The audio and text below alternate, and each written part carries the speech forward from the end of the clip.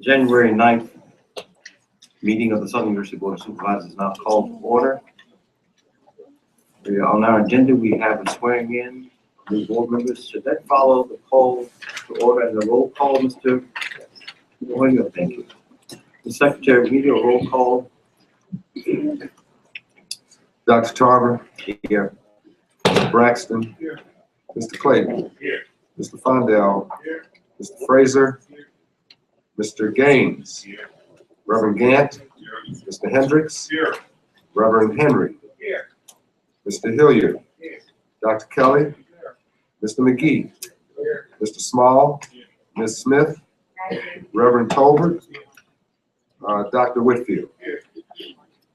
All present. I'm sorry, Dr. Gaines. It's not Mr. It's Dr. Gaines. Okay. But he's here either way. All right. Thank you very much. Reverend Gant, would you please give us a form of prayer, please?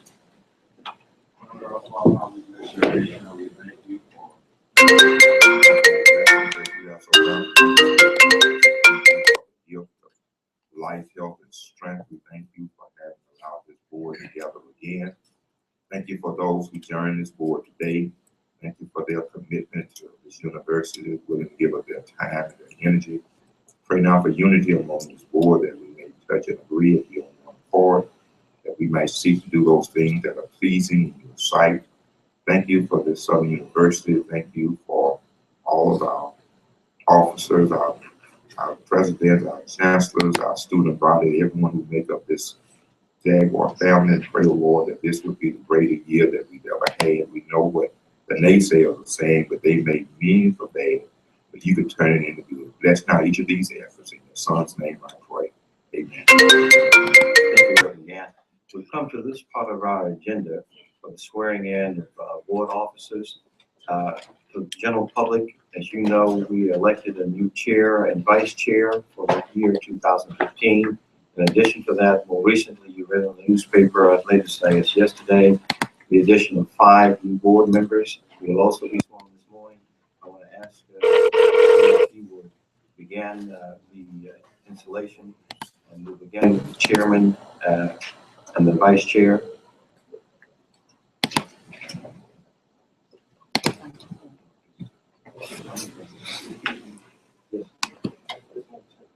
Yes. Oh, yeah, I know what you want. Okay, which one he's coming out? Okay, all right. Reverend Tolbert is going to introduce our vice chair and his family before his swearing in, and I'm just going to be sworn in now. I'd like to be joined by a young lady who's always been Miss Southern to me. My lovely wife, Cynthia.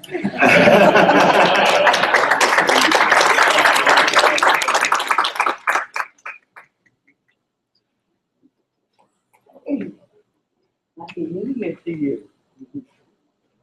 It's like, okay.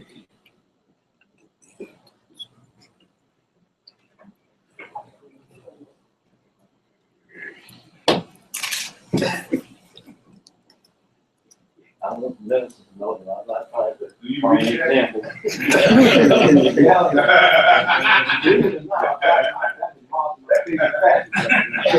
This is the Bible that my mother gave me when I graduated from Southern University. 1912?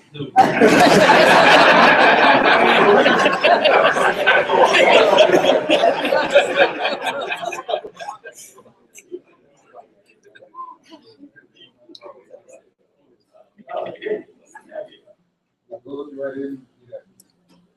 William Tarver, I, Leon Tarver, do solemnly do solemnly swear that I will support the Constitution and laws I will support the Constitution and laws of the United States, of the United States the Constitution and laws of this state, and the Constitution and laws of this state. and I will faithfully and impartially And I will faithfully and impartially discharge and perform discharge and perform all the duties incumbent upon me all the duties incumbent upon me as a member of as a member of the Board of Supervisors of the Southern University, the Board of Supervisors of the University. according to the best of my ability. Congratulations. Welcome.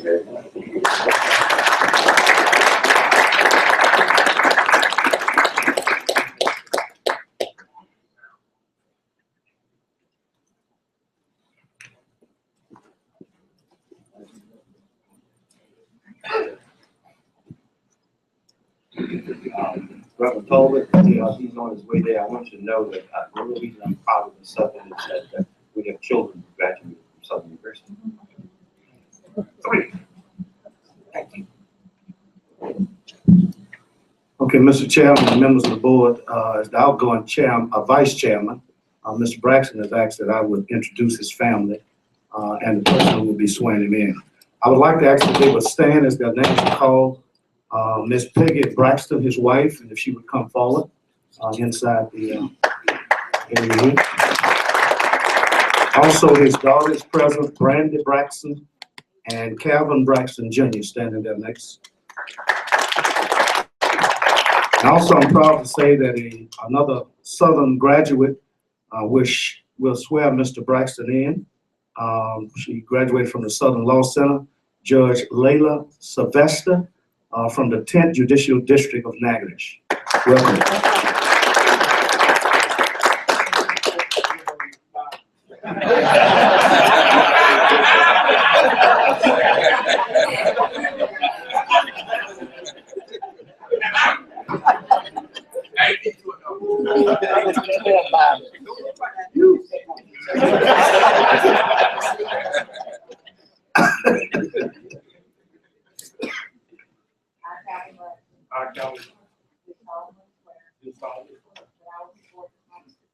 I support the Constitution and laws of the United States. The Constitution and laws of this state. And I will faithfully and impartially discharge and perform all of the duties incumbent upon me as the vice chairman of the board of supervisors of Southern University and agricultural mechanical college. According to the best of my ability and understanding, so help me God. Thank you.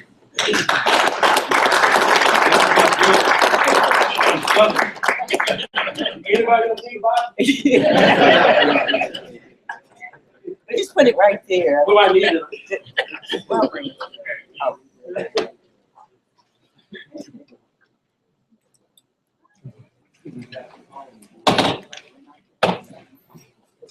All the board members will be sworn in.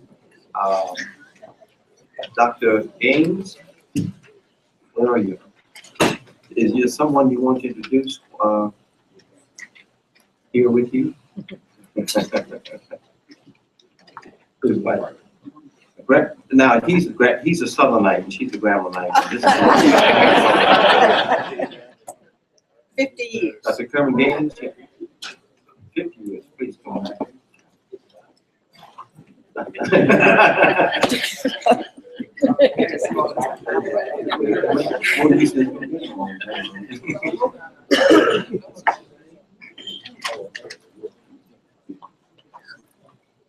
Okay.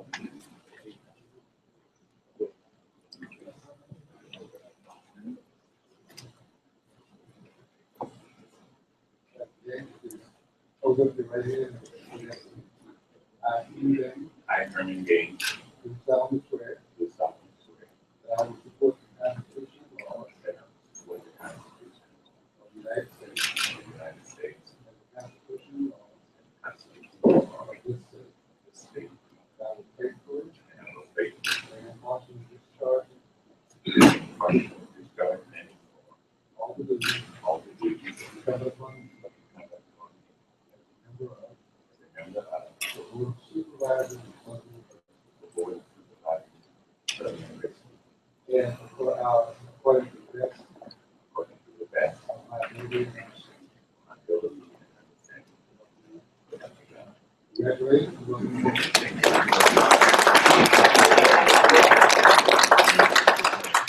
Again, where's your wife gonna sit in the class? You said, get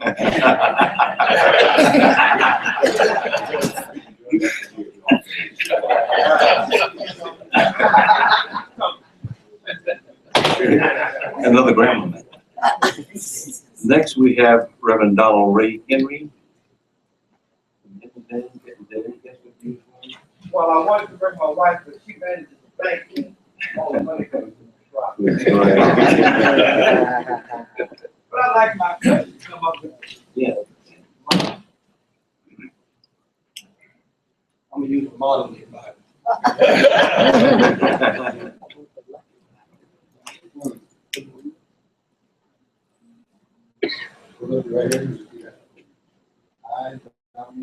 I, Donald Ray Henry, do solemnly swear that I will support the Constitution and laws of the United States and the Constitution and laws of this state, and I will faithfully and impartially discharge and perform all the duties incumbent upon me as a member of the Board of Supervisors of Southern University, according to the best of my ability and understanding. So help me God. Congratulations, welcome.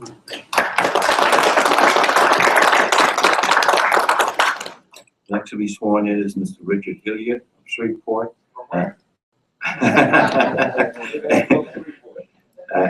And his son is with him. You're sworn your son?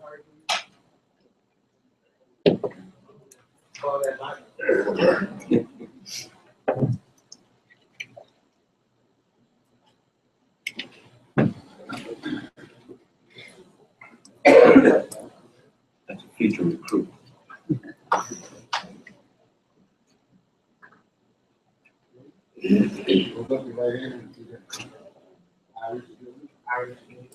Solemnly swear that I will support the Constitution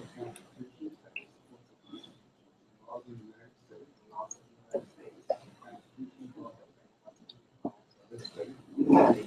will faithfully and impartially discharge and perform all the duties of a member of the Board of Supervisors of Southern University, according to the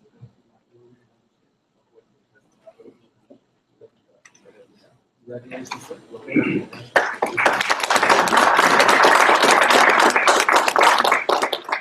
Next to be sworn in is Attorney Patrick McGee, and he would like Mr. Tony Clayton to.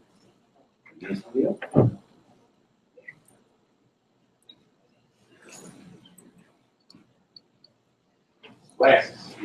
Don't damage my Bible.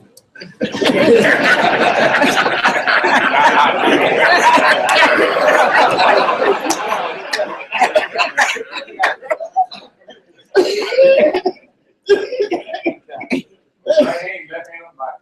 Yeah.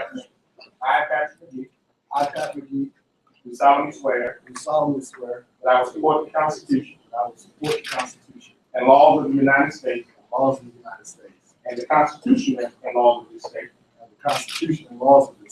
And I will faithfully and impartially discharge and perform all duties incumbent upon me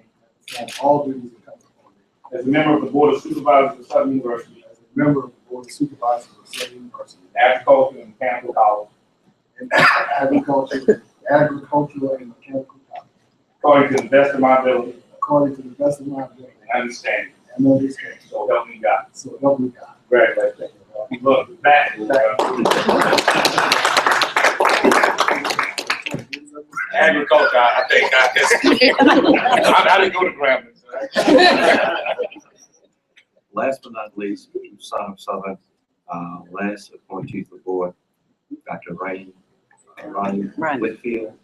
Dr. Whitfield, you have other guests with you? My fiance, my mom could be here, my father's here. Well, yeah. Legendary Georgia.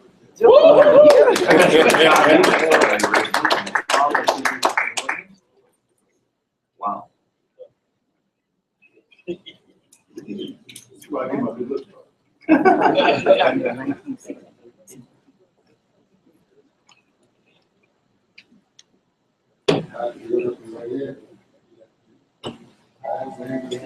I, Ronnie Whitfield, solemnly swear that I will support the Constitution and laws of the United States and the Constitution and laws of this state.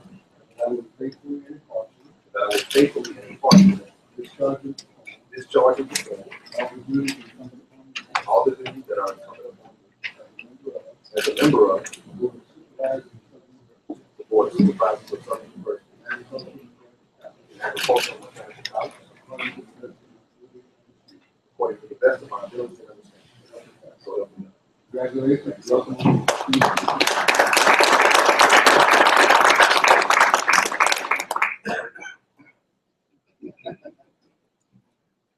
Nice to see you, Dr. Whitfield, senior. Now we're to item 4 on our agenda, the adoption of the agenda. Do we have a motion on that? Yes.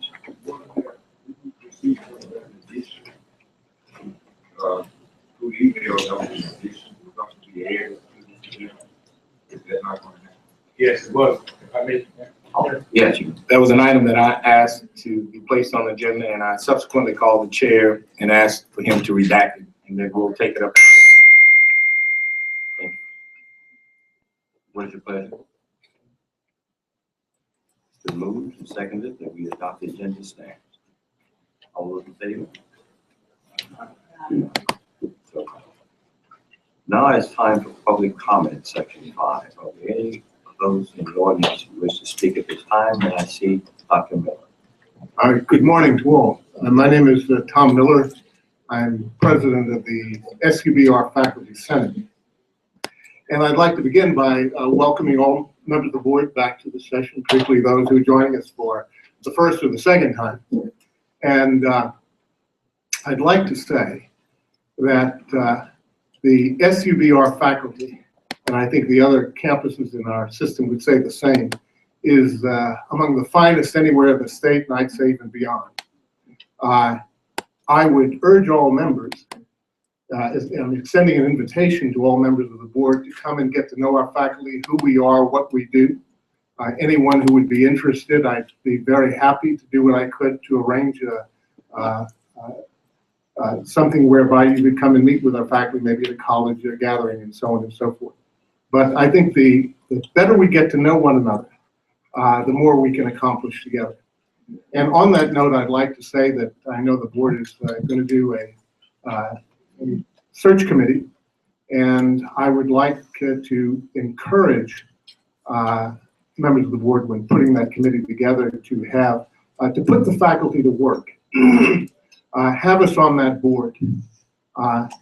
Allow us to have input into the process so that together we can work to steer Southern in the right direction. Not that it isn't already in the right direction, but to continue in the right direction and move forward to even greater glory than we've so far seen. Thank you so much. Thank you, Dr. Miller. Are there any other comments? Seeing none, we move on to item number 6, special recognition. Is there a, I don't see Ms. Dunn. Special recognition.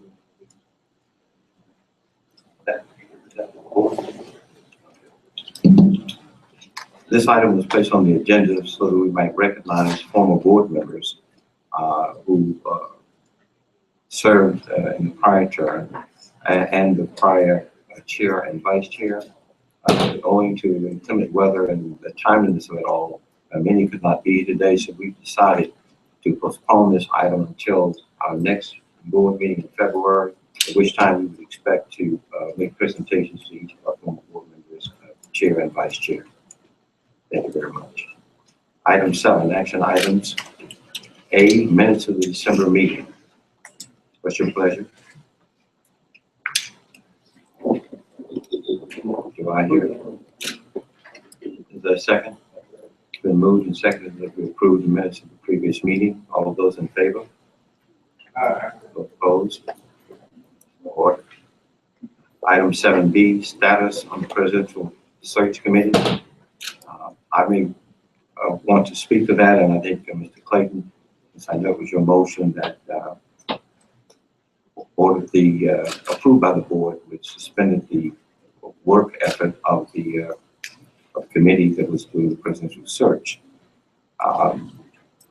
It appears to me that one of the major items that we did not have an opportunity to discuss relative to the presidential search was the option or question of whether or not Southern University was prepared to follow a different management order in terms of consolidating either the president and chancellor of the Baton Rouge campus position or to maintain the current model that we have.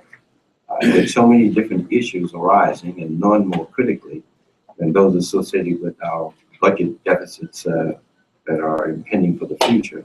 It certainly is going to call into question an opportunity for us to reconsider how we operate and what it is we're trying to accomplish. In the paper on yesterday, as most of you know, the projection was made that higher education will take up to a $300 million cut, which is almost unsustainable. And there are going to have to be some new efforts made to try to generate funds. That's going to impose upon us the consideration of trying to better economize and eliminate any overlap, any unnecessary duplication, and come up with a more efficient model for managing our enterprise. In that regard, I wanted to put on the agenda for the February meeting the question before this board of whether or not to pursue the president-chancellor model and or maintain the current model. And in putting it on the agenda to satisfy two other items. One is a requirement on Article 7, I believe, of the what's the Sachs Rouge? I don't think that's the right number. I have a copy of the article, attorney, but it's the one that deals with substantial changes. That if in the event you're going to make a substantive change, that there be proper notification to the public, and then an opportunity arises for all parties so affected and impacted to be able to speak to that issue. We have not done that in the past because we have not taken that issue up. And in putting this on the agenda for next February, by announcing today that will be the case, we will give everyone an opportunity to know that this is under consideration. And we are then required to notify the Sachs office of our intention, not after the fact, but whether or not we intend to change our structure, make a substantive change as they refer to it as.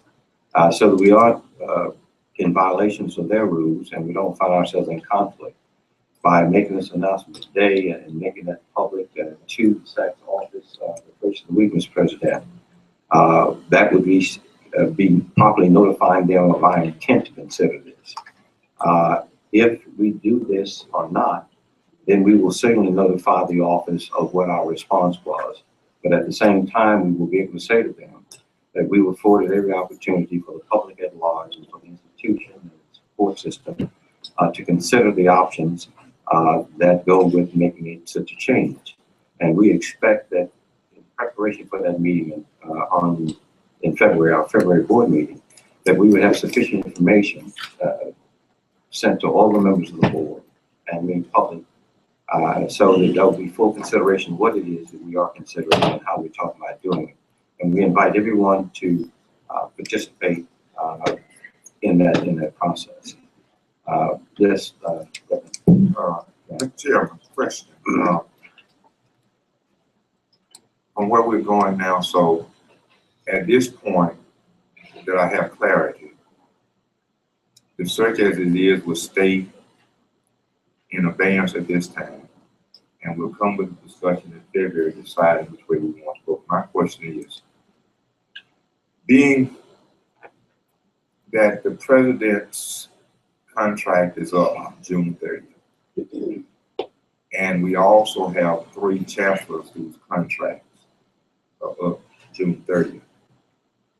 And with the way we're proceeding now, it would be at least March or April before we even proceed to do anything as it relates to the presidency.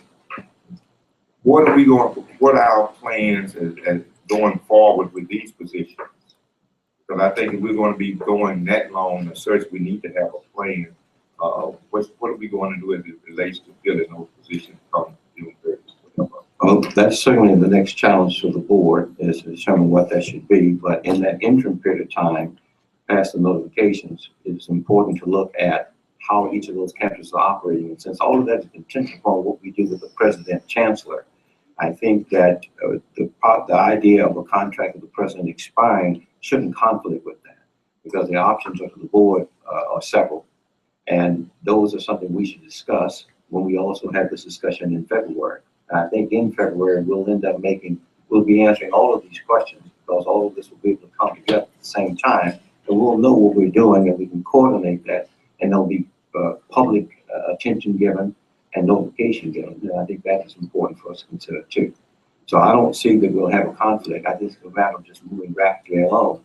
And if we vote to support the President Chancellor search, then what we would do is extend the search we've done and take advantage of the work that's already been done by the committee. In fact, what I wanted to do after making this announcement was to ask Ms. Woods if she would give us an update on just what has transpired subsequent to that motion, Mr. Clayton. And so we'll know what kind of public response we've gotten. And I think all of the people who've applied are people who would be eligible candidates, and we expect to notify them of the extension. And if there are any who want to continue, then they will be allowed to do so. If they don't, that's their particular option. But at least we would not have lost on the investment we've already made in the committee work that we've done so far. Ms. Woods, could you bring us to up to date on the information that I asked about relative to the Yes, sir. Good morning. Just as an introduction to some and a reminder to others, in October 2014, Chair Lady Denville appointed a committee to conduct a focused presidential search. She appointed Board Member Gant and Chairman Tarver as chair and vice chair. Ms. Dunn is providing you a copy of the timeline that came out of that focus search that the committee put together for your convenience. The focus search was suspended at our November board meeting, and as of December 16th, we currently have 9 applicants and 9 nominees.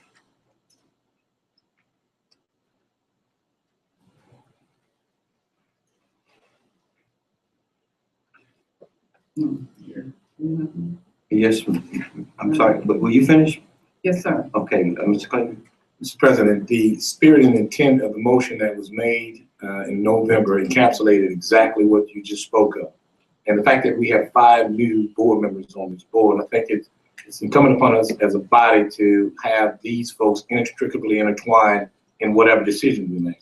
So the spirit of that motion was to ask this board, whenever we vote on it, to continue it under your leadership so that we can have input from everybody, including our 5 new board members, to make a choice as to whether or not we want president / chancellor or whatever they want, as well as how do we proceed with the rest of the search process. So with that, I guess you're talking about it now, but when it gets to that point, I will be putting forth a motion or someone, I guess, to put in motion exactly what I just said and what you're talking about.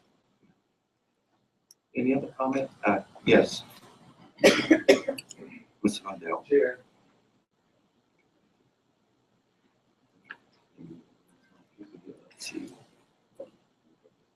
Is it on? Hello? All right. Dr. Tarver, just as a question, you mentioned earlier our option is going to be either to have the president chancellor or not to do it.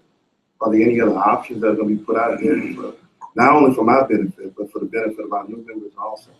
Will there be any other options outside of that? Well, that's why we want the board to participate, so that if there are others who have other options that they want to introduce for consideration at that time, they can certainly do that. But it's not a choice of whether to do or not to do. I mean, we're making a conscious, positive effort.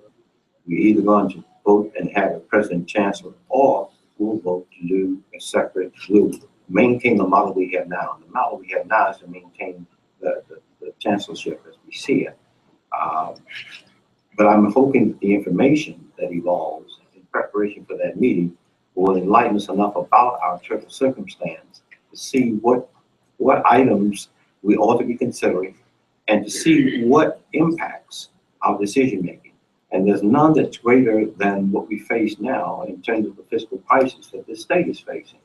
That we're simply not going to be able to continue to maintain this system in the manner in which we are, because the dollars to do so won't be there.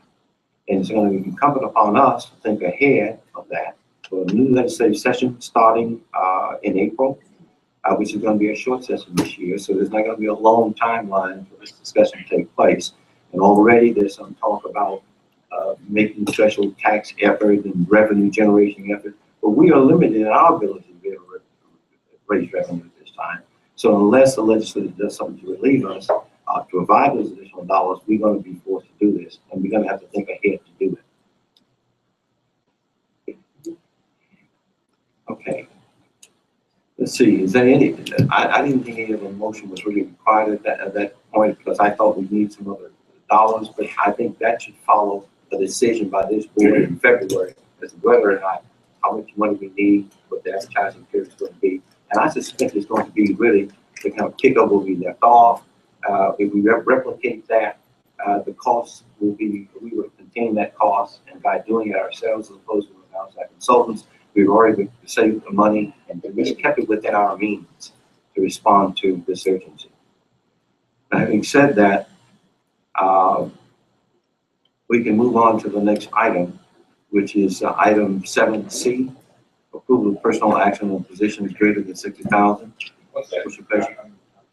Your Honor, what's Mr. Chair? So we just handled 7B, correct? Yes. So 7B is an action item, and I would put forth a motion to continue to allow the original motion to take effect, and that is that under your direction as the new chair and with the rest of the board's support, that we continue the search process through your leadership with the mandates that you spoke of. I'll put that in motion because I think we need to. You got a second? Yes. I'll move second. Yes. If we can have in the February meeting, maybe the financial impact of both decisions. Yes. So that the board can actually evaluate it. If we were to go to the chancellor president model and also the chancellor model, the financial impact of the entire institution, I think that'd be great. That'd be great to help us with our decision. Any other suggestions? Heard the motion. All of those in favor, of the on side of aye. Opposed? Okay, thank you very much, Clayton. We move on to item 7C. Again, approval of personnel action positions greater than $60,000. What's your pleasure? Okay, I'd like for us to consider postponing it to a later date for make a motion to delay this. What? Yes, but I heard a second. I want to question Mr. Braxton. We talked about this briefly, but tell me, why are you seeking to postpone? You get better understanding these positions with us, with budget cuts coming ahead. I think we need to sit down and see exactly what these universities add before we start giving raises. I don't think it's a good time. I think we need to really look at what we're doing before we start doing this. Mr. President, and my last question, Mr. Chair, to piggyback on what my colleague from NACA has just said, what's your take on that? I glean from what he's saying to me is that, Tony, I mean, are we gonna give raises when the chairman just said we're looking at upward 300 million? Our cut's probably gonna be somewhere $20 million. By June 30th, we gotta cut 20 million. Should we be giving raises? What's your take on that? Yeah, I can give you my thinking on it because it was vetted between myself and the chancellor. A couple of things. One, the numbers we're talking about in order to address our financial challenges are really big numbers. And it's a tricky process. In the course of that process, we can't be penny wise and pound foolish. Because at the end of the day, what we're going to have be able to regrow the institution is good people. So when an individual case arises where, in the estimation of the supervisors, it's a person that is worth keeping and they have the option of leaving, and for some small amount we are able to keep them within the institution, then from my point of view, that makes sense, which is why I approved the chancellor's recommendation in this individual case. And, you know, we will have individual cases like this over the course of time that we'll have to look at on a case-by-case basis and make a decision. This is not an across-the-board increase. This is a individual case about an individual person that, in the opinion of the chancellor, and I support that opinion, we need to make sure we keep on board if we can. That's the thing about it. Okay, Reverend Tolman. Yes, Mr. Chairman, I thought in some of the correspondence I read something about this being a merit retention increase. And I had problems with the word retention because it makes it appear that if we don't give the raise, we're gonna lose the person. And if we start that trend, then there's gonna be a line of people who are gonna line up and say, if I don't get this raise, then I'm leaving. So I have a problem being motivated to do it. And maybe I'm incorrect in what I read, but I read it was a merit/retention raise. I hadn't seen that before. Let's ask the chancellor a question about that. Chancellor Pitcher. Thank you, Mr. Chairman, and members of the board. Yes, we characterize this as a merit retention raise primarily because in negotiating with this young professor who is an outstanding scholar, that we thought in order to retain him, that a $7,000 increase, which would only be $3,500 for this academic semester, would be in our best interest to make sure that we continue to build and retain top-notch faculty members. It's not about everybody coming to the door saying I'm going to leave, because everybody don't have these opportunities. This young man has he's published numerous articles since he's come to the Law Center. And basically, when you start talking about the academic community, especially in the legal academic community, the three-legged stool of teaching, scholarship, and service, he has hit the ground on all of those. He just presented in Washington, D.C. this Sunday at the Association of American Law Schools annual conference, one of the first times we've ever had one of our professors to be recognized by that group to make such a presentation. So he's helping us to put the Law Center on the map. You know, you don't have other professors who have the opportunities to get siphoned off from other universities. When you have people doing that kind of stuff, you have other law schools trying to pick them off. And we want to try to keep our good people. And that's why I put it that way. I recognize this matter extends beyond just the law school. We have two other positions, one in Shreveport and I think one here in Baton at the lab school. Let me ask Dr. Belton to comment about that position he has. Thank you, Mr. Chair, members of the board, Mr. President. We have, in this matter, asked your consideration to waiver the search and to appoint an individual who has, for the last 3 years, served in the interim role of Director of Sponsored Programs. As many of you are aware, the Shreveport campus is fortunate to have a number of individuals who are seen as assets, if you will.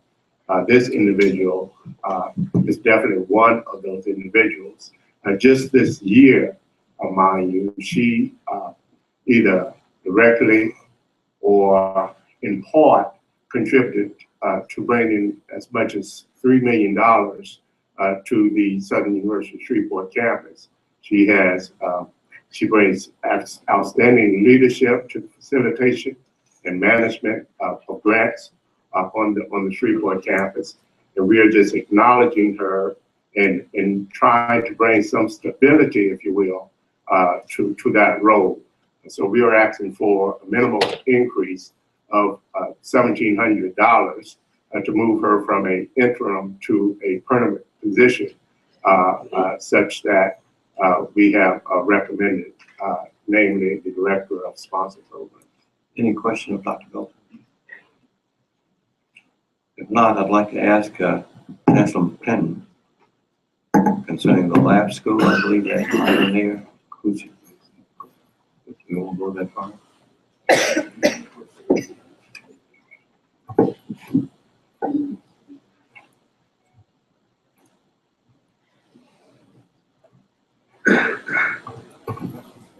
Good morning.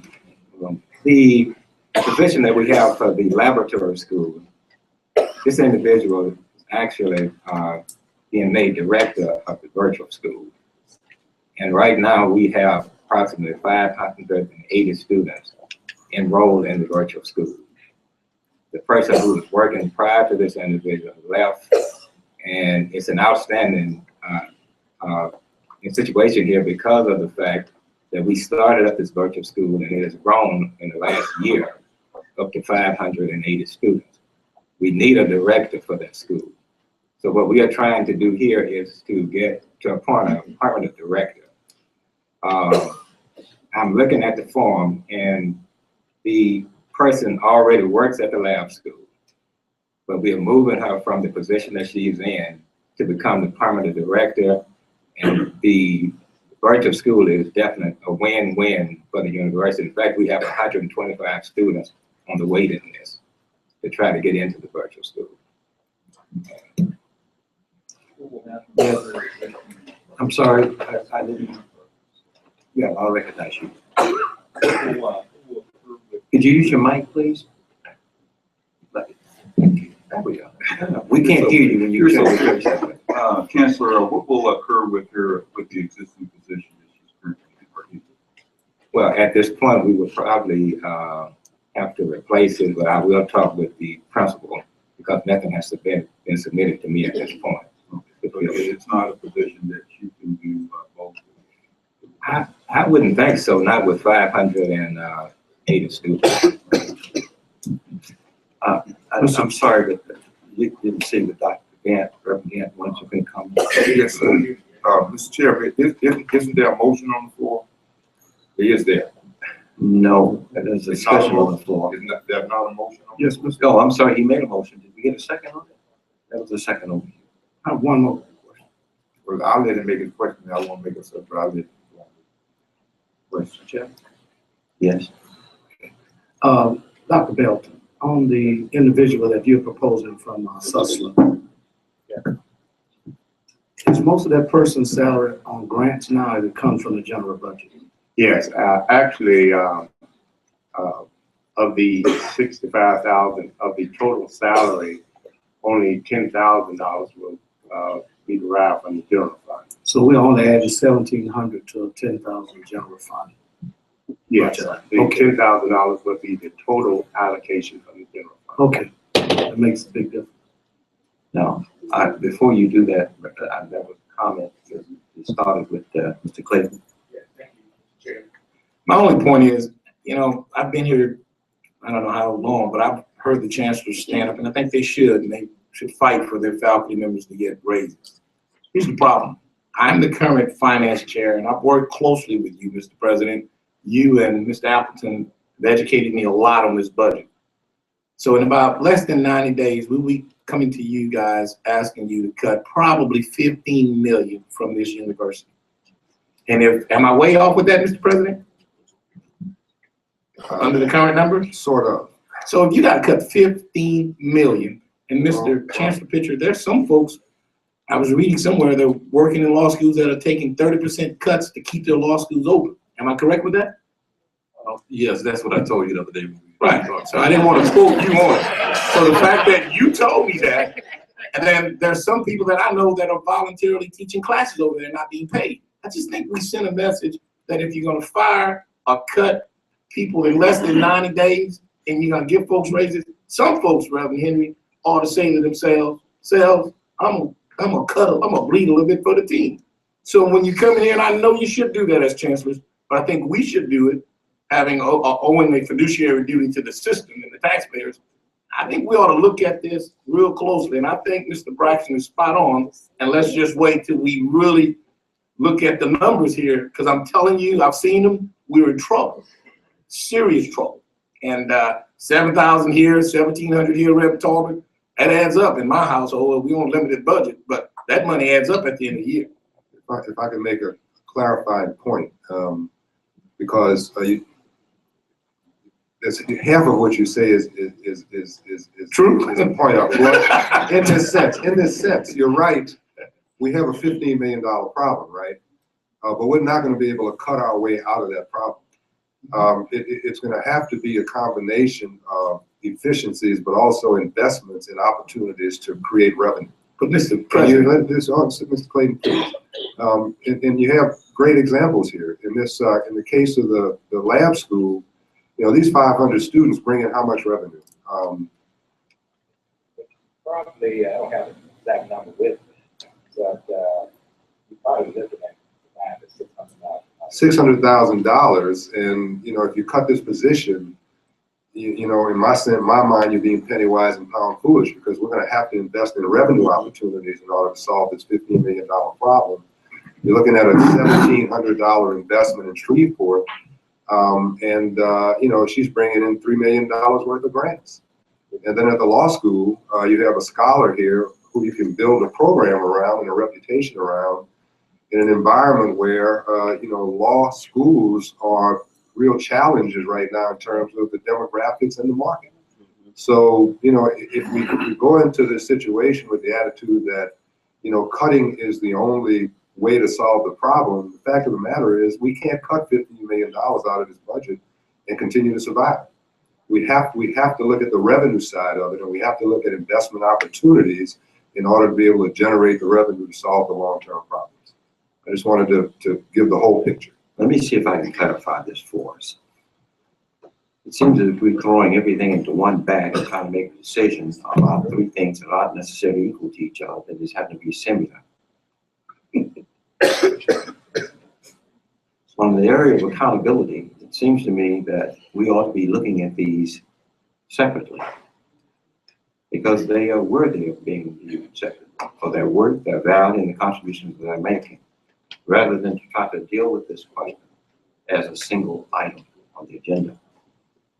And perhaps the most appropriate approach to this might be a motion to separate those things out.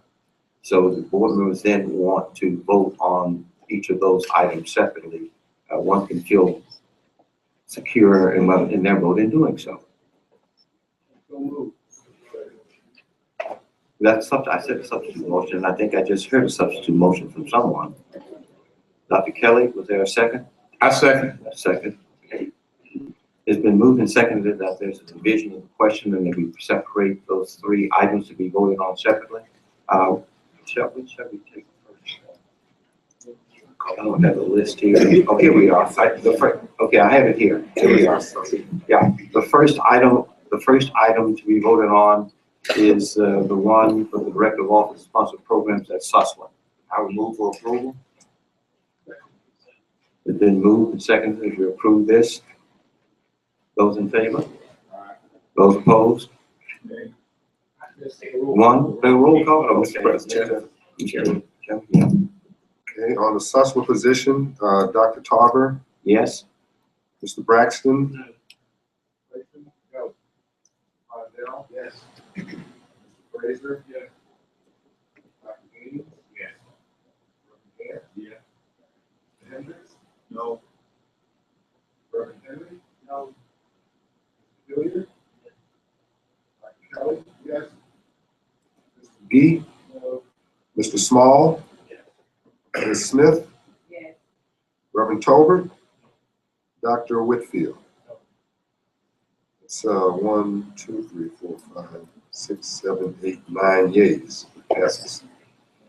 Thank you, Mr. Secretary. The next one is the Director of Virtual School Program for SUBR at the Lab School. Question. Is it, I heard Reverend Tarver say, is that Title III money? Or is it money coming out of the school budget? No, it's Title III money. Title III money meaning that's federal money that you're putting in place for this, and it's not coming out of the state budget. That Title III budget? No, it's not Title III, but this is really tuition revenue money. But not tuition revenue. What I'm saying to you in essence is that it's money that's generated that we get funds through the state for all the students that we actually enroll in that program. So to give you a good example, and we talk about revenue generation, the minimum foundation, revenue generation, the lab school has been an excellent example of how you can generate revenue and it costs you a small amount of money. So in this case, what I'm saying is that they went out, I just got a text.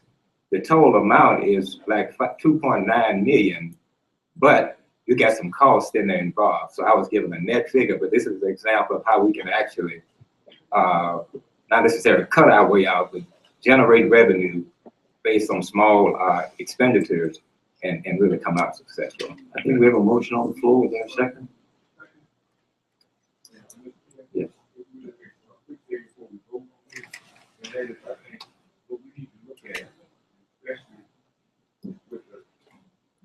With the law center, what we need to look, with the lab school, I think it's a good indication of what we were talking about online. I think what a lot of us don't understand, I hate that we didn't get that presentation in from the lab school. We probably would be having this discussion.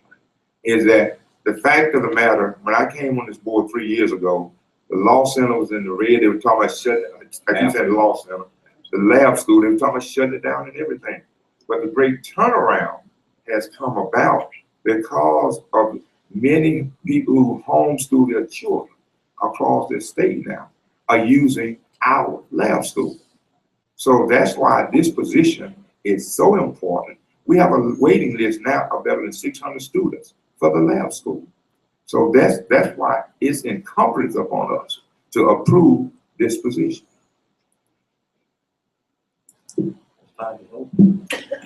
Dr. Tarver. Yes. Mr. Braxton. Yes. Mr. Clayton. Yes. Mr. Fondell. Yes. Mr. Fraser. Yes. Dr. Gaines. Yes. Reverend Gant. Yes. Mr. Hendricks. No. Reverend Henry. Yes. Mr. Hilliard. Yes. Dr. Kelly. Yes. Mr. McGee. Mr. Small. Yes.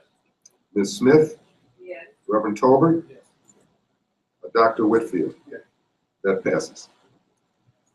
Thank you, Secretary. Now the next item is the one discussed with the Law Center. What is your pleasure? It's been, did I hear a second? Okay, it's been properly moved and seconded that we vote for this position. All those in favor, we're going to roll call. Okay. Dr. Tarver. Yes. Mr. Braxton. No. Mr. Clayton. Mr. Fondell. Mr. Fraser. Dr. Gaines. Yes. Reverend Gant. Yes. Mr. Hendricks. No. Reverend Henry. Yes. Mr. Hilliard. Yes. Dr. Kelly. Yes. Mr. McGee. Mr. Small. Yes. Ms. Smith. Yes. Reverend Tolbert. Dr. Whitfield. No. 1, 2, 3, 4, 5, 6, 7, 8, 9. Passes. Okay. So we move on to the next agenda item. It is the 7D, board resolution for right of way for electrical power lines and cable installation for small business incubator buildings. Suno. Dr. Upolo.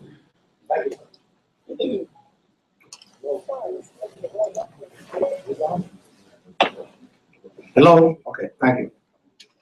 This is a request that we are making to allow Entergy to have permanent access to service the electrical transformer at the Lake campus that will service our new buildings on the Lake campus. Right now, the small business incubator is scheduled to be completed in March. And sometimes in the summer, we're going to have the groundbreaking for the School of Social Work building at the Lake campus. So that really requires Suno to have a transformer installed in the Lake campus. But Entergy will want us to give them the access that will give them the opportunity to serve that transformer going forward. So this is basically a routine request that we will need to have you, asking you to give us your approval to allow Entergy to provide that service for us going forward. Question? How many feet, what's the servitude? Will it be underground under any existing buildings, or if it's overground, will it forever hamper our use of the subsurface or the surface rights to the property? I sound like a lawyer with that, but what I want to know is it going to be 100-foot servitude throughout the campus? How long, how wide the servitude? And will it affect, because if they run it underground, then you can have use of the surface property. If they run it overground, you can't. I think it's underground, but yes, but all that questions that you're asking, some technical questions, I don't have the answers to that, but I believe it's underground because we've already given them access initially for other buildings that we built there, such as the IT building that we had there. So now we are putting the transformer to service the other new buildings we're coming up, and they wanted to have that access. I'm only going to ask Mr. President that he said he doesn't know, but for him to ask if it's underground, if it can be run underground, that'd be perfect for us, for the university. Do I have a motion?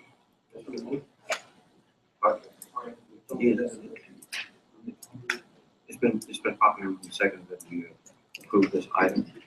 That just require roll call vote. All those in favor? Opposed? Aye. Item 7E, resolutions. Mr. Secretary. Push your hand down for over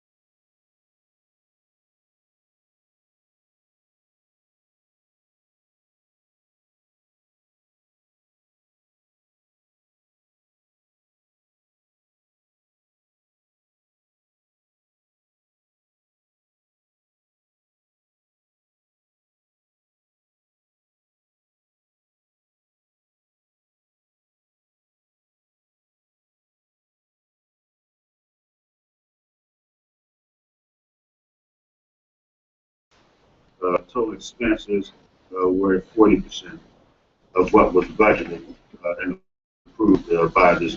On an overall basis, if you look at the system office, it's on target for its expenses and revenues. The Baton Rouge campus overall expenses were running at 42%, on target with the budget. The law center overall expenses were running at 36%, which is on target with the budget. New Orleans at 42%. Shreveport is slightly ahead at 44%, which is still within range of the budget. And the law center, the ag center, on target with the budget. So as of November 30th, the revenues and expenses were running in accordance with the budgets that have been approved by this board. But going forward, as the president and the chair had mentioned, we've gotten some indications of potential mid-year cuts going forward for this fiscal year, as well as potential of major cuts going into next fiscal year. So we're going to need to monitor our expenses and revenues very closely and develop some plans and alternatives to address the impending changes. Thank you, Mr. Appleton. Any questions of Mr. Appleton on the item? I have a question. Yes, sir. Captain, going back to the discussion, you say. Use your mic, please. It's on? Yeah. Mr. Appleton, when you say mid-year cuts, explain that. What that means is that in the budgets that were authorized by the legislature and approved by this board, there are certain amounts of state appropriations. We have already experienced one mid-year cut where the state appropriations that were promised to the Southern University system as of June, when the legislature approved the budget, have been reduced due to shortfalls in revenue from the state. We had a reduction in November of about 1.25 million on a system-wide basis. And from the indications in the articles in the newspaper, there may be more mid-year reductions coming forward. So the state sets a budget at July 1st based on revenue estimations. The Revenue Estimating Committee, the REC, meets periodically through the year and assesses whether or not. Let me try to put it in my language where I can understand. Yes, sir. So when we come back again here in February, we're 4 months away from June 30th. Correct. How much money are we going to have to cut, and do we have anything in place now to make those cuts? Well, first question, I don't know the answer. I haven't been given a number as to how much we're expected to cut. The Revenue Estimating Committee, the state has not officially reduced the budget. But when they do that, they will assign a cut to higher education. The Board of Regents will assign a number to sub, and we'll have to respond. One of the contingencies that we put into the budget that this board approved was a contingency for mid-year cuts, anticipating that that might be the case. We've experienced mid-year cuts basically every year since I've been here. Well, let me just end with this. As the chair and President Tallman, Chairman Tallman might remove me, but as the chair of finance, can you give me some examples so I can share with my committee members? For example, outsourcing is going to save us X amount of million. If we collapse the system with the Baton Rouge campus, that's going to save us X amount of million, so that we can sit around here and say, okay, look, we can save X amount of millions by cutting salaries of top administrators. And I just want to see something where we won't jam telling these folks, you know, the 4th of July, you don't have a job anymore, so that we can start using all 16 collective minds to come up with some type of alternatives. Let me respond to that for you. Revenue Estimating Conference is going to be meeting in another month. They do this every quarter, and that's why he doesn't have the answer. But we talked about having certain information available to us in February based on the numbers we have at that time, and that will take us a long way towards answering the questions that you want answered.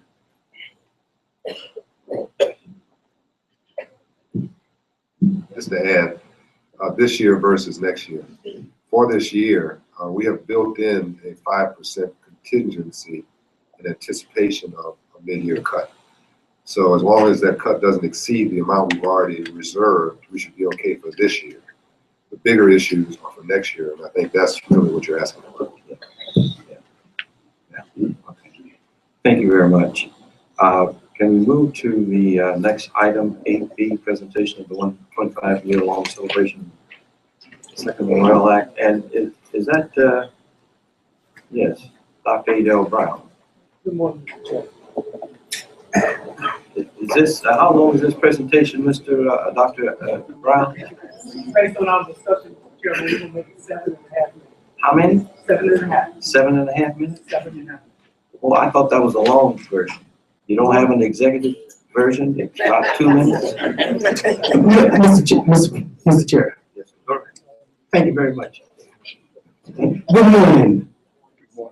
Mr. Chair, Vice Chair, Mr. Braxton, Secretary, Mr. President, honorable members of the board, greetings, happy new year. Look like a very happy day. What we want to do is present to you a video highlighting the 125th year celebration of the 1890 Land Grant College involvement. We have with us today, just to support the Ag Center, about 75 or 80 members from throughout the state of Louisiana. Those, our field faculty, our university-based faculty. This committee is put together between Mr. McClendon and Adele Brown and Dr. Leo DeWilliam, Chancellor of the Center. And so it's our pleasure. Let's let the video roll.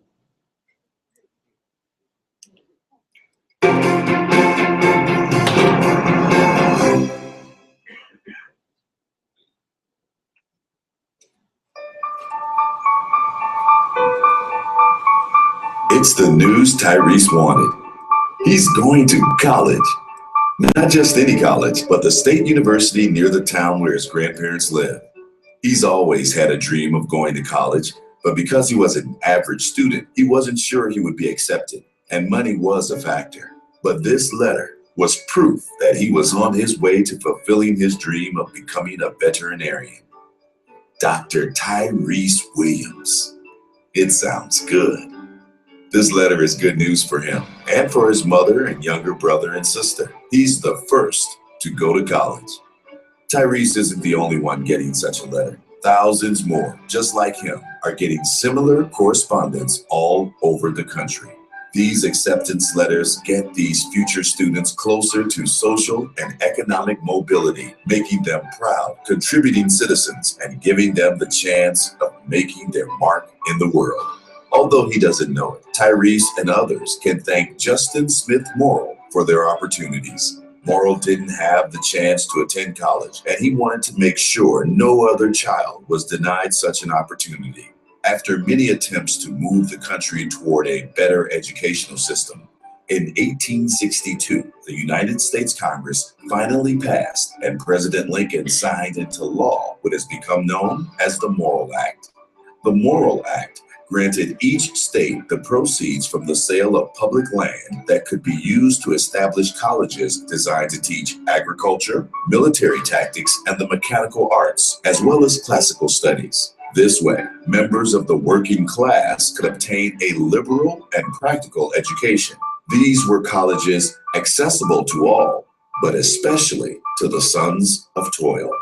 Morrill's land grant bill was designed to provide education to advance all, Black and white alike. But due to segregation, the opportunity for Black people in the southern and border states to attend college was not an option. To correct this discrimination, Justin Morrill developed what became known as the Second Morrill Act. This Second Morrill Act, established in 1890, allowed the southern and border states to establish one Black and one white institution and still be in compliance. Both of these schools were to be supported with a just and equitable distribution between Black and white schools. These land grant institutions became known as 1890s and carry that distinction to this day. It's been 125 years since the Second Morrill Act passed, and in that time, tens of thousands of students have passed through the doors of the country's 19 1890 land grant universities. From small colleges to major universities, the 1890s inspired thinkers. The 1890s developed entrepreneurs. The 1890s create professionals. The 1890s are student empowering, real world, innovative, practical, creative, community economic engines. And 125 years later, the 1890s still maintain a close relationship with the USDA, a connection that provides a steady and continuous funding source. But if the Second Morrill Act was only about educating students, then the 1890 universities would be indistinguishable from the country's other historically Black colleges and universities. Land grant universities also have a mission to help solve the problems and concerns plaguing communities. They are also called to share that information in a format that is easily understood by even the common man. They have a mission to conduct research and to extend that knowledge to the community. Land-grant universities are part of a state's economic engine. This country's 1890 land-grant universities take pride in knowing that they provide relevant and distinctive teaching, discovery, and engagement programs that address the priorities and challenges of the global society for a broad spectrum of students. This is particularly important for first-generation college students and those who have limited opportunities. The 1890s can also address nutrition-related health disparities of underserved and other populations with an emphasis on obesity prevention and other wellness-focused programs. They enhance capacity, marketability, profitability, sustainability, and diversity in agricultural enterprises for small and limited resource operations through research-based solutions. The 1890s provide the necessary skills and research to help small farmers develop profitable alternative enterprises.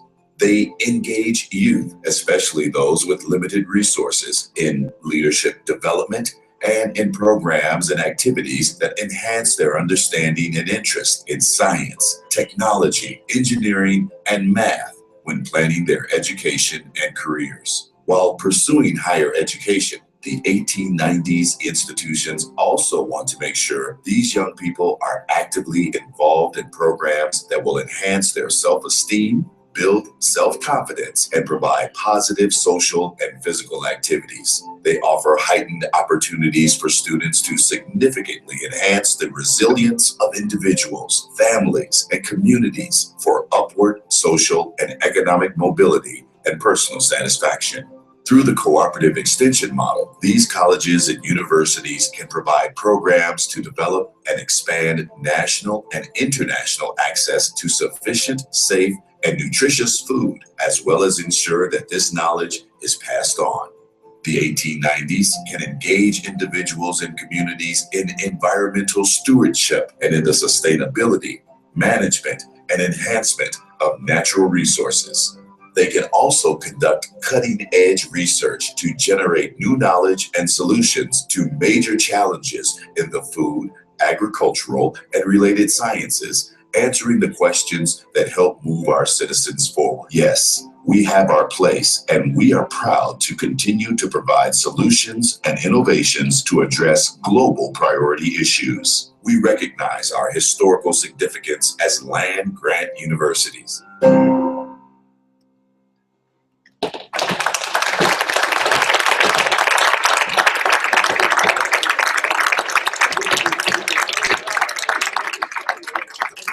Mr. Chairman, in your absence, I wanted to let you know that we put your picture in the video because and I understand.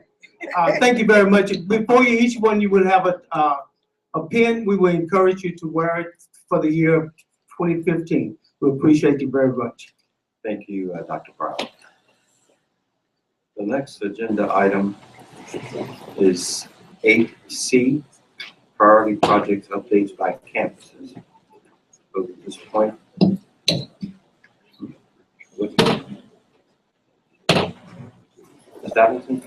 Yes, sir. Is your mic on? Yes, sir. Thank you, Mr. Chair, members of the board. You have in your packet a report. Excuse me one second. It brought my attention that we didn't pay proper thanks to the staff who attended. They're standing along the back, close to the door, about to leave after the presentation. Let's get on.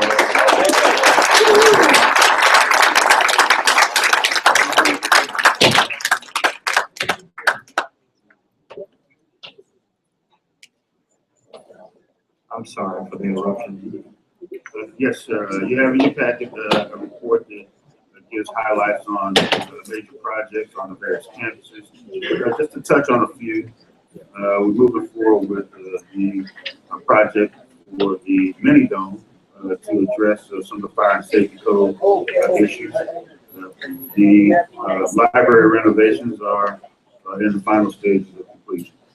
At Suno, you have a number of projects underway and a couple in the final stages of completion with the University Center, as well as the library project and the administration building project and the sports field. At Susla, we're moving forward with the classroom project and looking to resolve the value engineering issue so that we can begin construction there. So those are some of the major points to touch on, but certainly you can answer any questions you may have. Are there any questions? Question. Mr. Clayton? And it's unusual. Sometimes, I normally don't have all these questions, Mr. Chair, but no, it's the beginning of the year. It's the first of the year. Yeah, good. My question, I don't know if you're the right person, but when you say priority projects, that bridge by the law school deal, is that project part of funding, or can it be fixed, or are we close to getting it fixed? Well, we're working with the state in order to try to secure the funding to move forward with that project. There's some other projects dealing with the ravine and the erosion, and we hope to be able to have some leftover money on some of those projects to move toward. Okay, thanks. Is that an emergency fund for the state? So I mean, we're following that. I mean, there's no money that we can go out to the state that they have emergency funds, like we did the building over there, so that.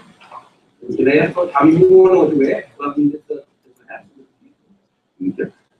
Well, I mean, of course, we can make a request if that's the case, but I think the process that we're working in, the avenue that we're working, we're hopeful that will bear some fruit and we'll have some resources available to respond.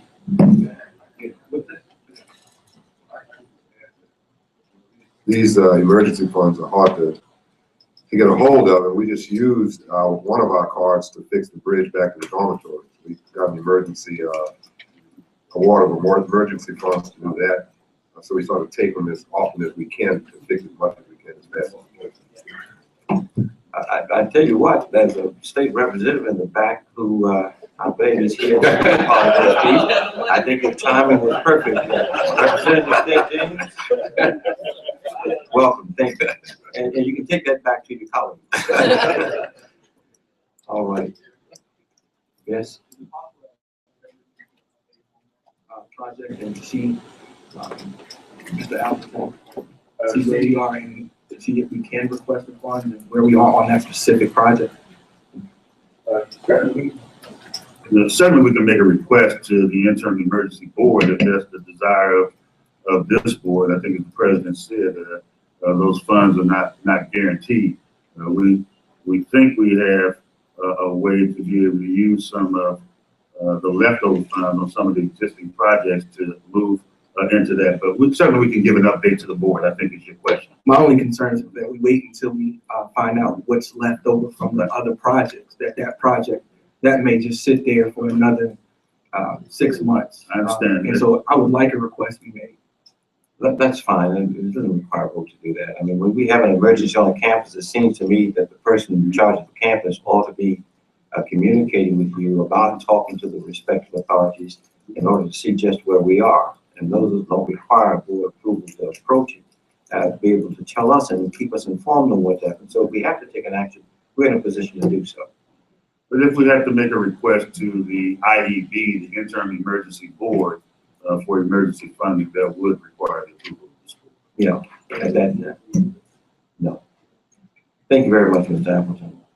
Any other comments or questions, Mr. Appleton, on this matter? Okay. Item 8D, System President's Report.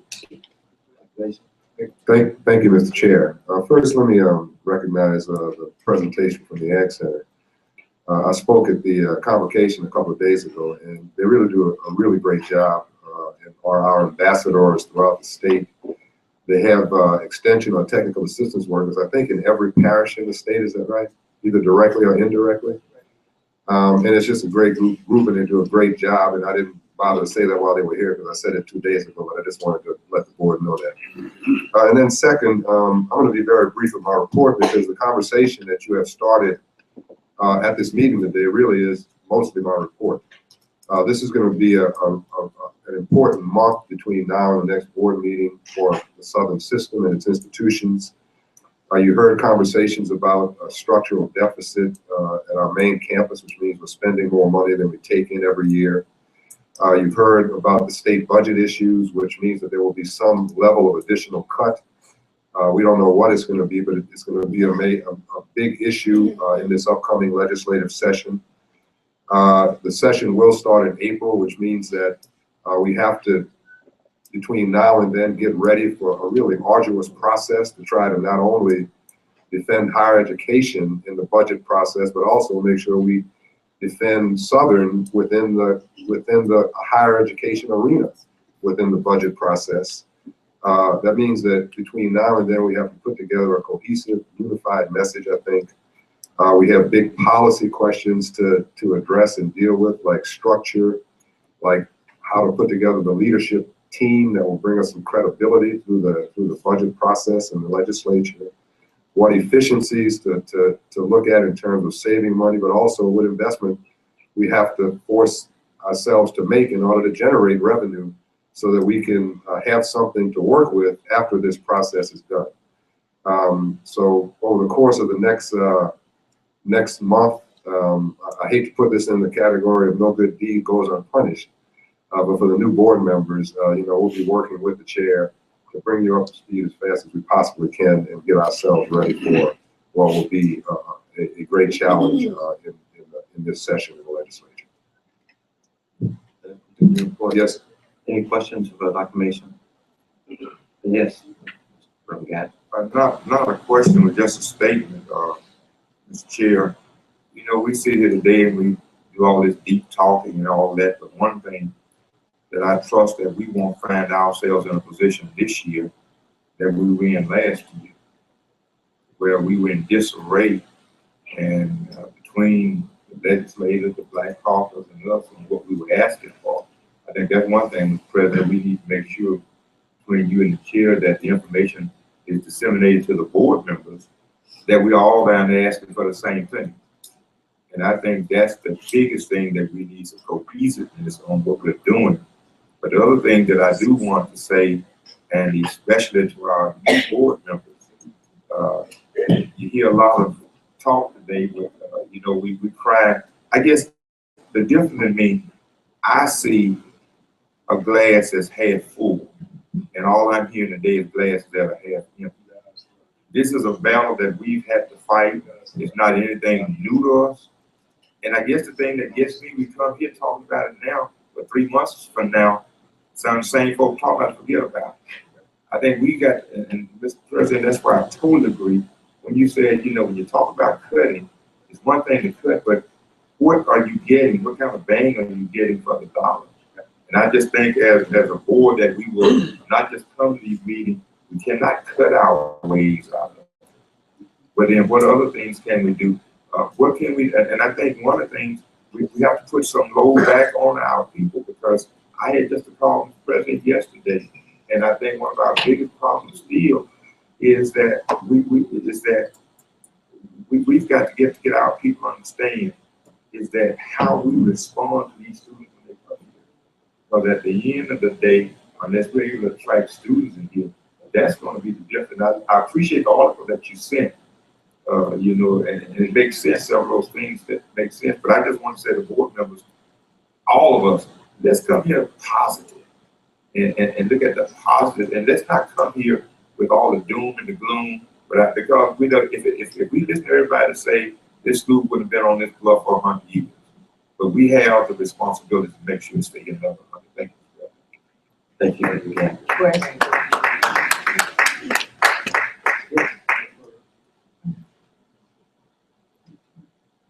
Whose turn?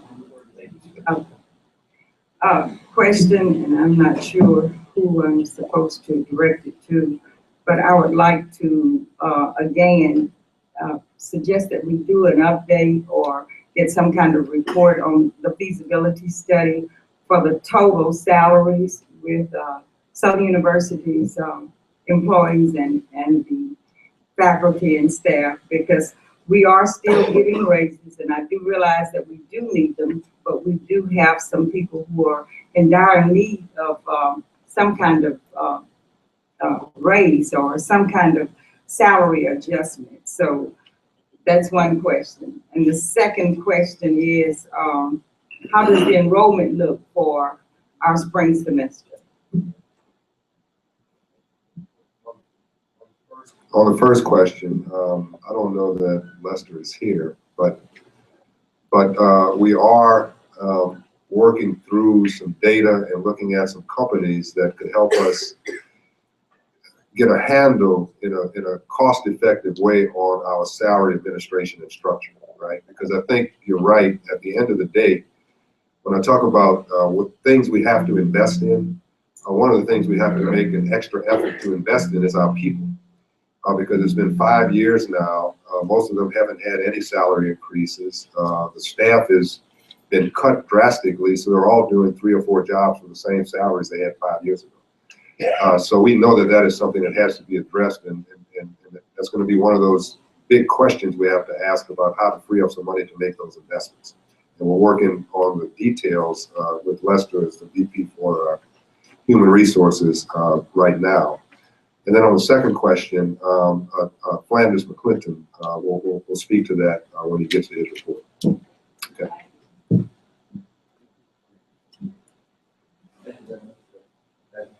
Yeah, just a point of personal privilege. My law school classmate, we were speaking about the caucus earlier. My law school classmate, Representative Ted James, I think, was somewhere here earlier. Is he here now?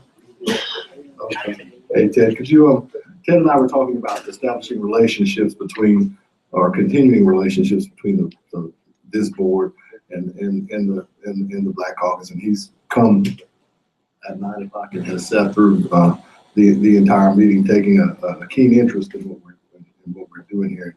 Ted, I appreciate you for coming in and we'll talk after this. Thank you, Mr. Chairman. And we'll have a chance to talk as we get into Challenge Government Affairs business. If we can move on now to our campus reports, and we can begin that campus report with you, Mr. McClinton. Yes, sir. Thank you. We have several items, Mr. Clayton. I don't think I'll be brief this time. Can't see you, but can you repeat that again? For a reason. I said I have several items I really need to bring to the board's attention. One, Ms. Smith, you asked a question about enrollment. We're in the process now of registering students. It's early to tell what the ending numbers would be, but I can assure you that we are looking very closely at it and in conjunction with the budget. And at our next meeting, we should be able to provide a report to you to give you a better feel for where we are. The second item that I have is I was notified by the Department of Education on November the 2nd, and then received a certified letter on December the 2nd, and a certified letter on December the 11th. And the notification was indicating that we will have a Title IV program review. And this is just a financial aid review. This is not uncommon. We have not had a review since 2002. When I talked to the lady, she said it was our time. They will come on January 26th, and they'll be looking at fiscal year 2013-14 and 2014-15. Once they hear it, they decide they need to go back further, they will. The areas that we are talking about are basically Pell Grant, SEOG, which is Supplemental Education Opportunity Grant, work study, direct loans, FFEL, which is family loans, Perkins loans, teaching grant, and National SMART grants. They requested some information from us, and we have provided the information. I have pulled together all the individuals who will be involved in the program review, and we have let them know what their charges are. And what we plan to do is to keep the president and the board updated as we move through this process. But I just wanted you to know that I did receive the letter, and to my knowledge, there's nothing unusual about it, but I guess we've been kind of lucky we haven't had one since 2002. The next item I wanted to bring to the board's attention is the GRAD Act. And with the GRAD Act, sorry, most of you, and maybe some of the board members, new board members, may not be totally up to date on it, but the GRAD Act was an agreement that we signed back in 2010. And the agreement was that if we set certain targets for ourselves, And based on those targets, it would give us authorization if we pass, and there were 8 targets. If we pass those targets, we would be able to receive increased tuition, and if we did not pass the target, we cannot increase tuition, nor could we receive 15% of our state appropriation unless we submitted a remediation plan. And in addition to the remediation plan, we would have to go in and make progress reports each quarter. I want to report to the board that we have submitted the remediation plan. It has been approved by the Board of Regents, and we have also submitted the first quarterly reports, and it has been approved. In addition to that, the 5th year report, we have submitted a letter with the assistance of the president and his staff to the Board of Regents, asking them to reduce the targets.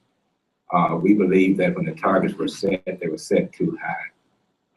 But we are asking them to reduce those targets.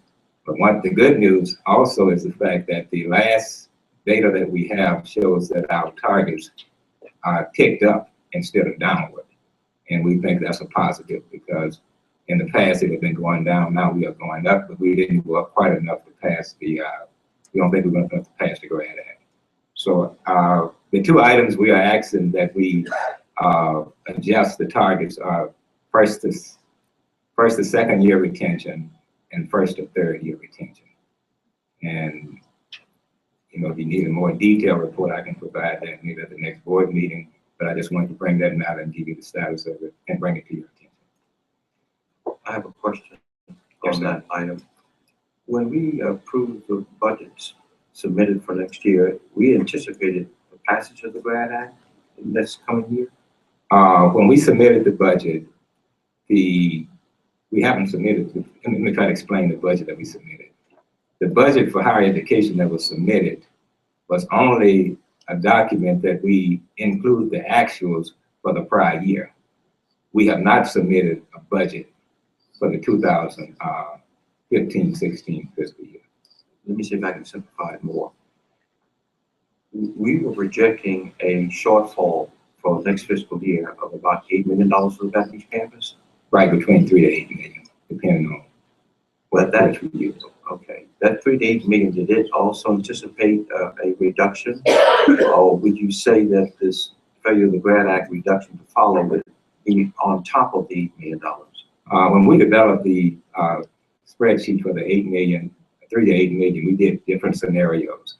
One of the scenarios, if enrollment increased by 300 students, one, if it stayed the same. Another scenario, if that enrollment increased by 300 students and we received GRAD Act funds. This assumption of the $8 million assumed that we did not get the, we were not able to increase tuition based on GRAD Act. Are there any other questions? I have one other item. Oh, go on. Okay, the last item, and if you allow me, I would ask Dr. Broussard to come forward and give us a brief update on the NCAA unusable data ban. Dr. Broussard. Thank you, Chancellor Clinton. Board members, we want to share with you an update on the unusable data ban proceedings. We received contact from the NCAA that at this time, the postseason ban related to our NCAA unusable data ban status is not going to be lifted. We had a meeting, some in-person meetings with the NCAA and staff members in December, in which we shared most recent data and reporting that we had available to us with regards to our attempts to develop a institutional compliance policy with regard to reporting the eligibility of student athletes. The feedback that we received from the staff members that visited campus, which included academic and membership affairs staff members, as well as the chair of the subcommittee that rendered the decision, was that we had completely transformed the culture with regard to institutional compliance on campus, that we had turned the ship, and that we deserved to be rewarded for the progress that we had made. And so at this time, that's the decision that's been rendered to us with regard to the postseason bans. We don't believe that the decision necessarily matches the feedback that we received in person, so we'll be continuing to seek remedies to that solution. The committee that has rendered this decision can reverse the decision with regard to postseason bans at any time. And that subcommittee meets every 2 weeks. So we're going to continue to work closely with members of that staff, as well as meet with as many members of NCAA staff that can provide advice or counsel to us with regard to resolving this, or finding a solution to this problem over the coming weeks. I got a question. Do you have a copy of the report? Yes, sir. Is it, can you share it with us? I believe we can. I'll double check with, I'll confer with the chancellor and members of the AMA staff to see if there's an executive summary that they prefer us to share. But if they're comfortable with us sharing that information, we'd be more than happy to.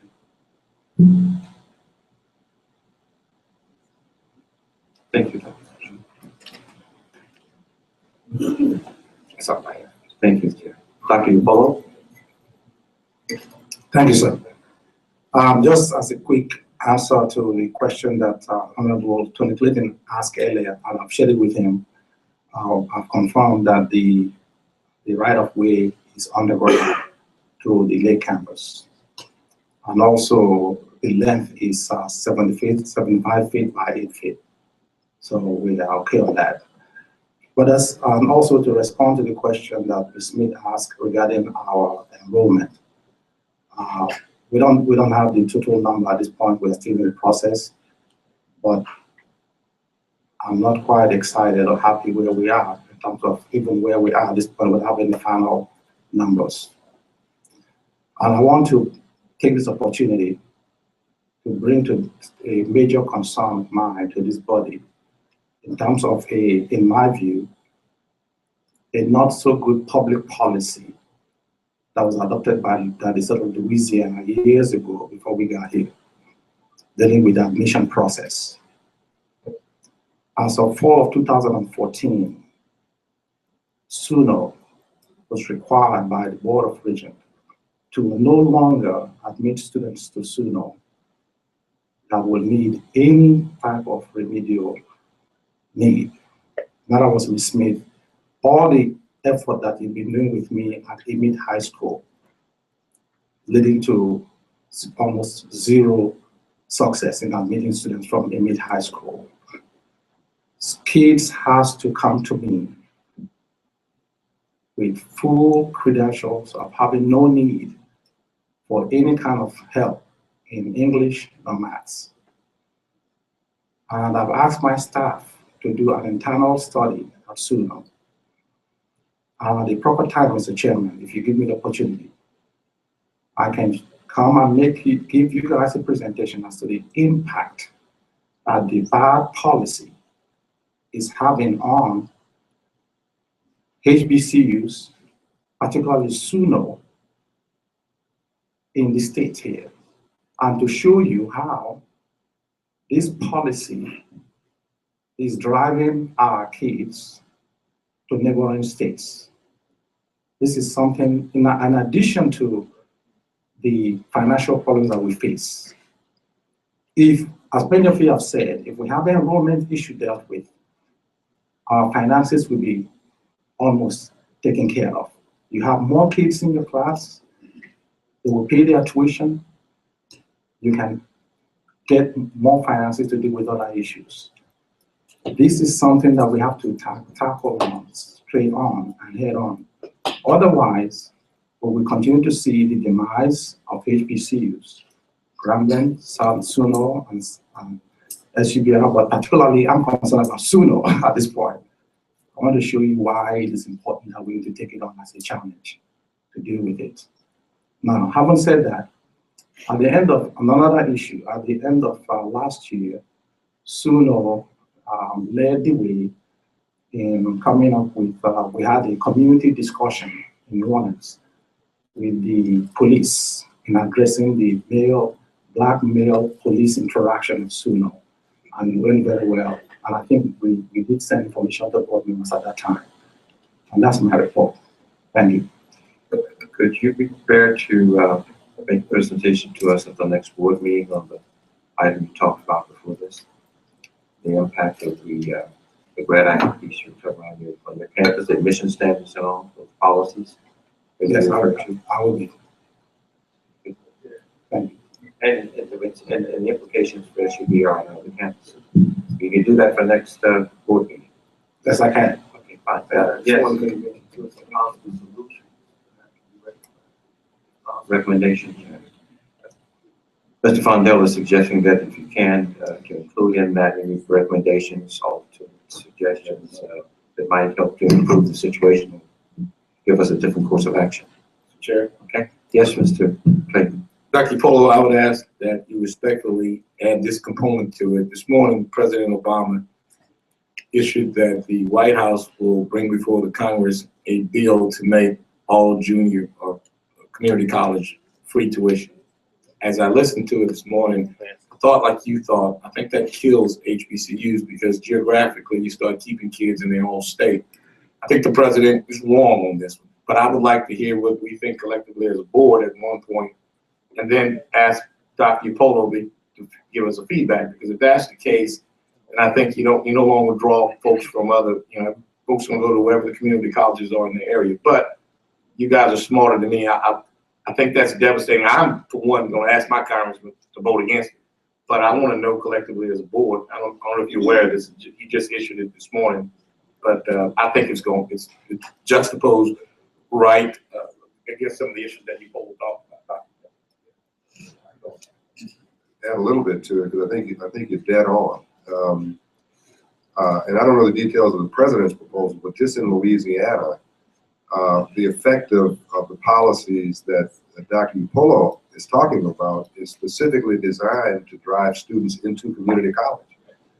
And you can see the direct transfer of student population from HBCUs into community colleges, because community colleges now are doing the remedial work, and the four-year schools are not allowed to. President, I think we ought to, be nervous about this. I don't want Dr. Stark, but I'm telling you, he has to. We have to send a message to the president. You're wrong on this. Yeah, well, the conversation about our president at HBCUs is a much bigger conversation, I got to tell you. Okay. Thank you very much. Let's see, Shreveport, Dr. Belton. Thank you, Mr. Word. And several of us have had some discussion about the impact of these policies and on HBCUs generally. And I wholeheartedly agree that such policies literally conflict with the role, scope, and mission of HBCUs. And the issues on our respective campuses are not such that students are not desirous of attending these institutions. They're simply not eligible. And so, to shape an argument that speaks to the need for HBCUs to maintain its character and to be able to facilitate remedial education in keeping with its role, scope, and mission. I think that may be an argument that we need to carry forward. Having said that, I wanted to just, in terms of my report, make note of the fact that that on Monday of this week, a long-awaited project came to fruition on the Shreveport campus, namely the construction of a new classroom building on that campus. We're in the process of trying to facilitate the groundbreaking ceremony, and hopefully within the next week, we will be extending an invitation to all of you to take part in that event. It is a milestone for the Shreveport campus, and we think providing that capacity for us to grow will have long-term implications for Southern. With respect to Ms. Smith's request, our on-site registration began on yesterday. And in fact, we are, in terms of the pool of students that we are hosting and the number of students are paid, we are significantly higher than what we experienced at this time last year. So we are very optimistic, that our enrollment will be stable for the spring semester. And that concludes my report. Okay, good morning. Just two things. Thank the president for participating in our convocation. The faculty extremely enjoyed his presence and felt important that he came. Dr. Williams would want me to let you know that he's doing well and will be back with us soon. Thank you. We have received the rest of the report.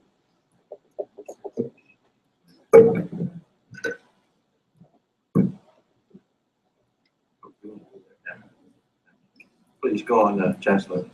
Thank you, Mr. President. Well, Mr. Chairman and Mr. President, members of the board, I want to report that today, 6 o'clock, 6 p.m., the Southern University Law Center will be holding a hooding ceremony for 26 students who will be mid-year graduates. And I invite all of you, if you can, to come and participate, come and be out with us. The hooding ceremony will take place in the Smith-Brown Union building. Our speaker for the occasion will be Deborah Page Coleman.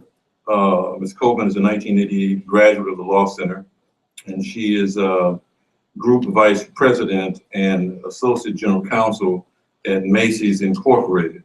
Again, showing that what our graduates are doing after they leave.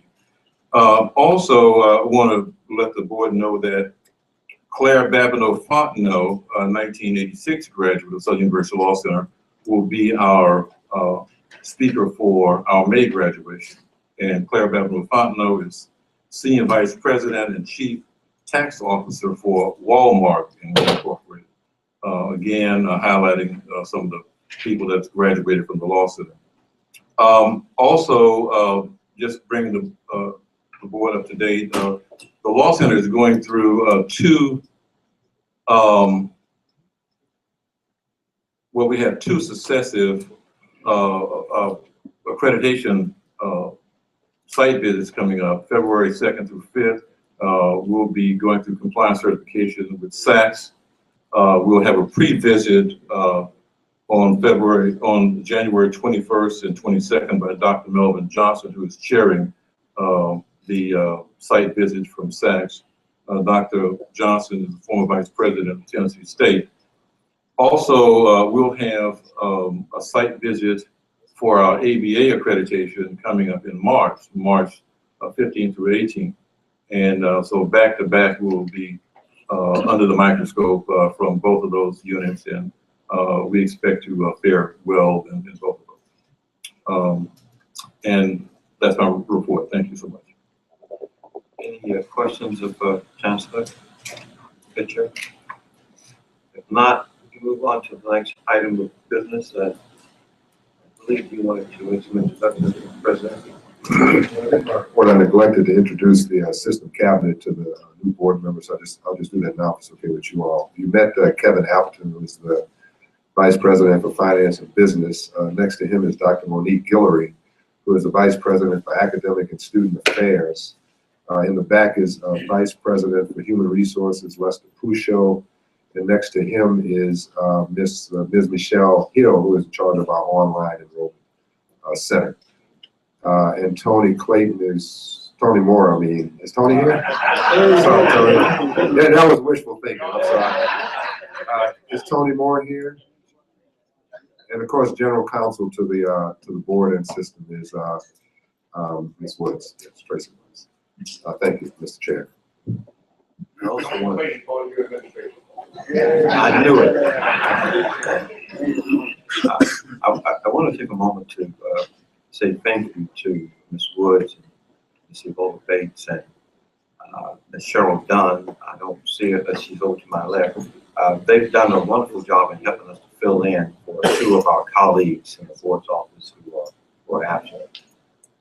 And we don't know exactly when they're coming back, but we appreciate the President and staff helping us in this regard. And I want to thank them for all they've done to help make this possible and continue to help us until we can get some staff back on. I'd like to mention the person that really runs the system. That's my chief of staff, Miss Ebola Bates here. We've been together so long, sometimes I just forget she's there. This is Miss Ebola Bates, chief of staff. Yes, sir. Well, the other comments are other business, right?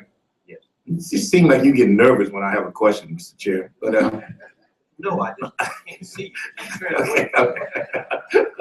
we'll get you some binoculars. But I just want to take a point of personal privilege to acknowledge one of our own, and that's Ed Pratt. Briefly, the other night I spoke with Mr. Pratt, but every now and then you'll pick up the newspaper and you'll see a guest editorial done by Mr. Pratt, who in my opinion is the best writer the Advocate has ever had. And every time he intertwines something about Southern into his articles. Speaking with him the other night at the basketball game, he tells me that he's now chairing the old alumni building and raising funds for that. I just think that every now and then we ought to acknowledge one of our own. And Ed, thanks for what you do, man. We appreciate you.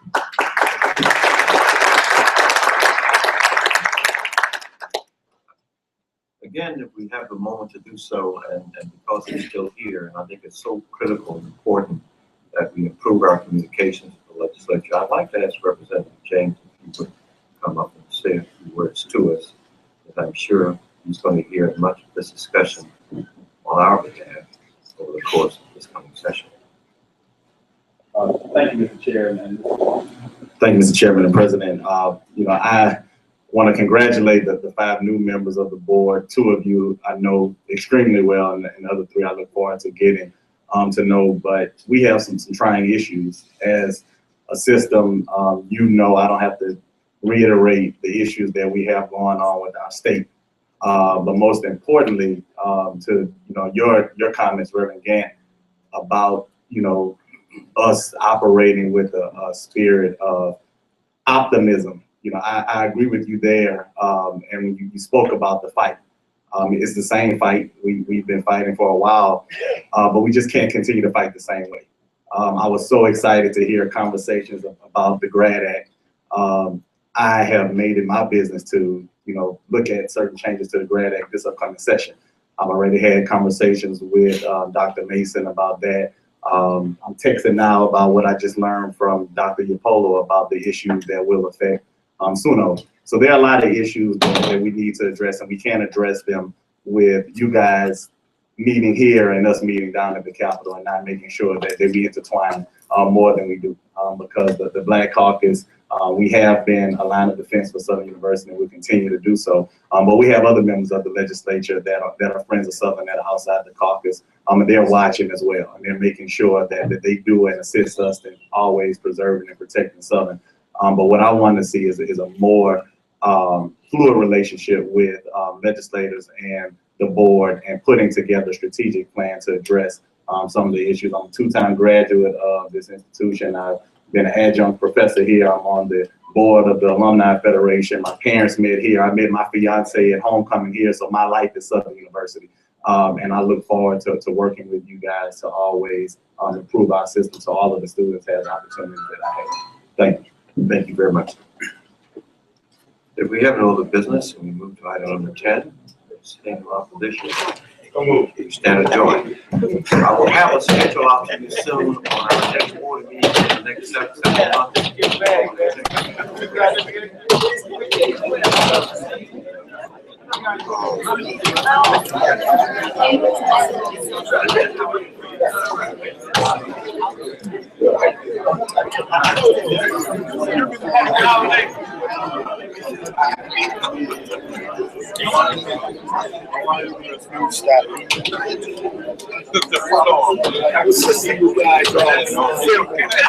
We just